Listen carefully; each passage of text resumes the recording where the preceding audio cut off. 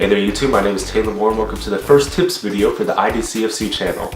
This video is being recorded on March 22nd, will be edited on March 22nd, and will be uploaded on March 22nd.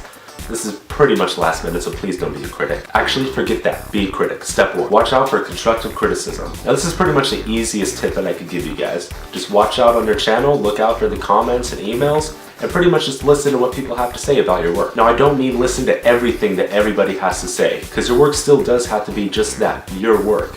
But if somebody says you need to boost the audio or have slower cuts, then do those. Number 2, start out with whatever equipment you have. Now to make good videos, you don't necessarily have to have good equipment. Right now I'm using a Canon 2.3i, and the first camera I ever used was this.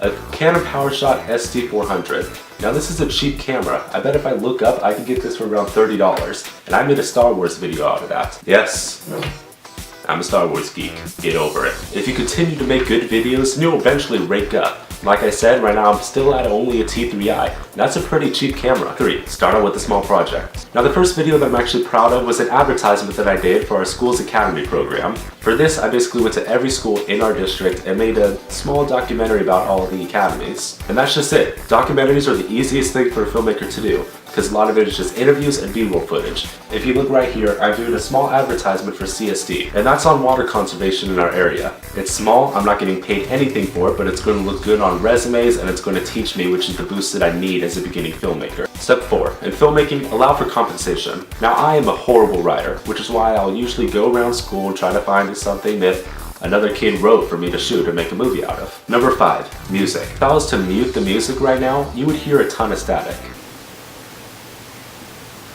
The reason for that is that I do not have a good microphone on my T3i. I'm using the built-in mic. You can't really tell that because I'm adding the small amount of music to cover up that silence, and it also makes the films look a lot better anyway.